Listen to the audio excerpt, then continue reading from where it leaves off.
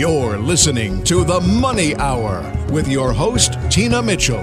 Sponsored by Absolute Mortgage, a division of Pinnacle Capital Mortgage Corporation. Now, in the studio, local mortgage and finance expert, Tina Mitchell.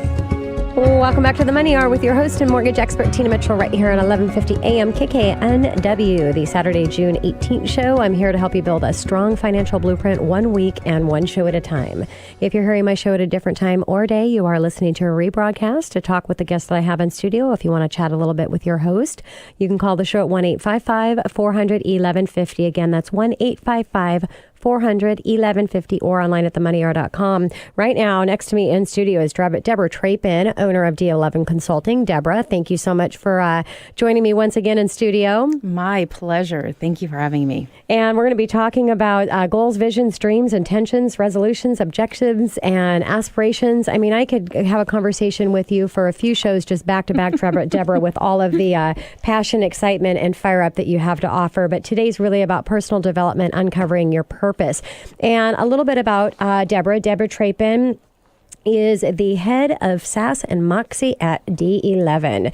She founded the firm to help growth-minded leaders shine online by firing up their personal brands, business cultures, and their attitudes. In a nutshell, she lives to fire people up and into their purposeful greatness. A sought-after motivational speaker, trainer, and author, Debra's been spotlighted on platforms, podcasts, and publications across the globe. When she's not igniting an audience from the stage, idea storming her next adventure, or writing or recording in studio, you will find her walking her pups, geeking out on her new technology, or wine tasting across the globe with her husband and her Woman of the Wine TV business partner. Her first book, Fire Up, you got to get Taking Your Life and Business to 11, is available on Amazon, and she's preparing to launch a couple of new products later this year. And I'm really excited about the new products, but we definitely, that's another show as well to go into detail of what that is once those are launched. So Debra, you and I have shared many conversations about personal development and co-hosted workshops to share your Fire Up mission. And the Core 4 segment is also so powerful. So I thought it'd be great to dig a little bit in more about another of those elements. On a past show, we talked about defining your niche. So what would you like to explore with the audience today, Debra? So let's start kind of back up the core 4, right? Okay, yes. So like you said, we've talked about defining your niche, but I truly believe that we have these core 4 elements of who we are, what our core values are, what we're passionate about, or what I like to call our soul tank fuel, our purpose, and that niche piece. And so I thought we'd dig a little bit deeper into the purpose conversation, specifically because it seems that there's a stirring out, in particular with independent sales professionals who are trying to find their mark in the sea of social media and all of these digital platforms that are expressing who they are and really getting lost in that. Yes. And I think a big piece of that is they haven't defined what their purpose is. Every single day, people say to me things like, I have a kind of an idea of what you mean by that, or yeah, Deb, no idea. Like I'm not the Dalai Lama or Oprah. I have no purpose. And even worse, sometimes people get it confused with what motivates them or their values. So I think it's just a really fun conversation to dig into. I totally agree. So let's start out with, finding your purpose. What does that really mean? Yeah, your purpose, for definitions in this particular process that we're talking about, is what I love to call your tribal talent. If you go back to when we lived in tribes, people had purpose. They had something they brought to the table, whether it was the person who clothed a tribe, was the evangelist, the leader, the teacher. We had elements that we brought. That doesn't mean the teacher was the only person who could teach, or the evangelist was the only person who could evangelize or inspire. It meant that was they were the leader in that particular purpose. And I think what that allows you to start seeing is we all have a village, a squad, a team, whatever we want to call it. And there is something that they're coming to us for. And so it's really important to recognize you do have a purpose. Second, it usually comes so naturally you don't even recognize it's your purpose, which is one of the favorite parts of what I do as a coach when it comes to uncovering this, is that people just are walking down the street and living it out loud, but they have no idea. So discovering it is, of course, fun. And then this is the big one. Your purpose is not unique. Like, I think most people get stuck on the fact, well, other people do it, so it can't be my purpose.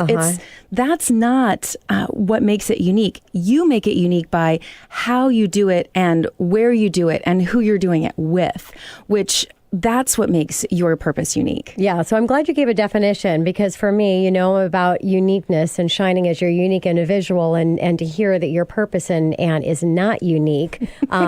So it is unique and special to you because you make it your own. And, that's awesome. Everything that we really do, our practices, the core of components of what you need to be successfully personal and professionally, they are what they are, but it's you that make it your own and make it unique. So thank you for that, Debra. So can you explain how people confuse their purpose, their why, and their values? You bet. So I work a lot with the unspoken generation we call Gen X. We talk a lot about boomers, we talk a lot about millennials, but we don't talk a lot about Gen X. And Gen X they're the movers and the shakers, man. They're the spenders.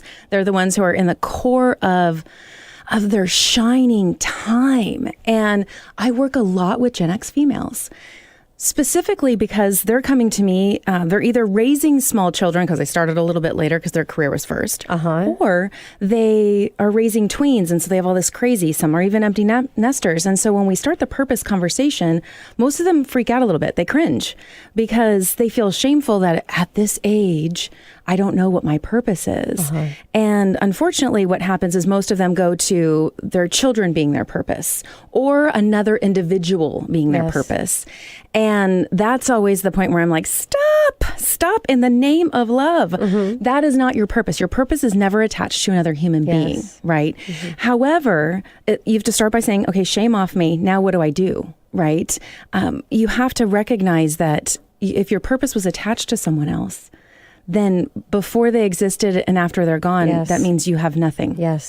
And I think that's honestly why there's a lot of women who are in the boomer generation who are depressed because they thought their purpose was their children, and now they're empty nested and moved away because they can't, as Matthew was talking about, they can't afford to live where their parents lived in California. So they fly away to somewhere more affordable. And so I think the great part about recognizing that it's not connected to another person is that it allows you to start opening your mind to what that purpose is, so that you can start to see it. And I always tell people, if you think your purpose is your children, take it a step further and ask yourself, what do you want to see in this world for your children? And that's where you can spin that and go, it's not about your kids, it's about what you want to see for them in the world. And that's where you can really discover that purpose, as you said, Debra, and that you help your clients with. So can you share some examples of a simple purpose statement for some of your past clients? Sure. This usually helps trigger the process for a lot of people. Some are, I'm the peacemaker. I entertain people. I listen to and comfort people. I connect people. I inspire people. I teach people. I solve problems. I feed people. All the nurturers out there. Yeah, we all love to be fed. And so the people who love to cook and nurture through food, like, that is your purpose. Own it. Not mine. I'm the inspirer. Yes. But we all love to eat, right? The encourager. I speak truth. There's something about you that's naturally coming out. And you can see, as I read through that list, why people get it confused with parenting or with another person, because you're using a lot of those talents, even if it's not your specific purpose, you're using a lot of those things in that interpersonal relationship. Yeah, and I know you have a list of exercises and questions and things that you put your clients through when you do your live workshops. Where can people go, Debra, to get some of these exercises that you give? You bet. Before you go into the actual exercises, one of the fun things that I always tell clients is start listening. Okay. Listen. Listen to what other people are saying. Yes. Tina, you always inspire me. And your purpose may be to inspire. Yes. But how you're doing it looks differently. Sometimes it might be writing a book. It could be talking with a client. It could be hosting a workshop or a webinar. How we actually infuse our purpose into what we're doing is likely what people are already telling us. Yes. So slow down and just listen a little bit. And then you can, of course, go to my website, DebraTrappen.com, DebraTrappen.com, and just search the word purpose. Okay. Just search it up at the top. I give some really fun questions that you can go through in a variety of blog posts and styles. Yes. Definitely you want to sign up for the Fire Up list, because that's finding your purpose is something I'm super passionate about helping people find. And so I do a lot on that. Yes. I have these fun little things I call Moxie memos that I post throughout the month. And a lot of them get focused right in on what are you doing right now that you can connect to your purpose, because woof. And when seeing those, just the words that you use and the images just can't help but get somebody in a space to draw out that. Now, I want to go back because you said, listen, and listening as well as asking, if you ask the people that are close to you, your coworkers and people you're around, if you were to explain me, what word would you use? And it kind of really helps to bring that to the surface for you. So, Debra, do you have tips to help uncover our purpose and start to see it showing up in our lives? Yeah, I think that the easiest way after listening is to start actually focusing on yourself. Sometimes hard to do, but important. It really is hard for people to look at themselves in the mirror and ask themselves what makes me happy. What actual conversations do I have in my day that set my soul on fire? Because your purpose is likely in there. If you're the problem solver, you might be that person who always loves those shows where it's related to problem solving. It's going to show up in a lot of different ways. So what you watch on TV, what books you read, even the people that inspire you around you that are triggering those conversations and sparking those conversations that get you riled up. Another one is, again, we talked about this earlier. When it comes so naturally to you, you don't see it. So once you see it, start celebrating it. So when you are when you inspire people, and you understand that is your purpose, you can start to see the days where you're working it. When you are really out there living that purpose out loud, when you've had a class, when you've had a great discussion about a topic that's inspiring someone else, you actually, at the end of the day, you feel more energized than you did when you walked out the door in the morning. Yes. So what that starts to tell you is, okay, that was a trigger for me that allowed me to plug my purpose in. I need more of that. Yes. And there are days where you don't get out of the house, or days where you can't get out of the office. And that's where I love to say, go to social media. Yep. If you love to get people fired up, if you love to inspire them, people are telling you every day, every single emotion they are experiencing there. Yep. And so just go on Facebook and look at your loved ones, look at your champions list and say, who needs me? Yeah. And then pick up the phone or even just leave a little note, shoot them a direct message. Living your purpose doesn't have to be something you're doing face to face.